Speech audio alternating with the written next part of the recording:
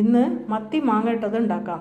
അതിലേക്ക് വേണ്ടി 1/2 കിലോ മത്തി കഴുകി വൃത്തിയാക്കി മുറിച്ച് വെച്ചത്, പുളിക്ക് അനുസരിച്ചിട്ടുള്ള മാങ്ങ ചെറുതായി അരിഞ്ഞത്, 4 പച്ചമുളക് നീളത്തിൽ കീറിയത്, 2 കപ്പ് തേങ്ങ ചിരകിയത്, 1 സ്പൂൺ ചെറുജീരകം, 8 ചെറിയ ഉള്ളി നന്നായി മഷി പരുവത്തിൽ അരച്ചു കൊണ്ടുവരാം.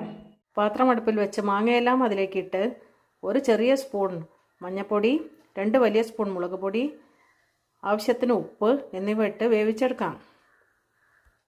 മാങ്ങയെല്ലാം വെന്തിട്ടുണ്ട്. ഇനി അതിലേക്ക് അരപ്പൊഴിച്ച് കൊടുക്കാം. ഒരു തിള വന്നതിന് ശേഷം മീൻ കഷ്ണങ്ങൾ അതിലേക്ക് ഇട്ട് കൊടുക്കാം.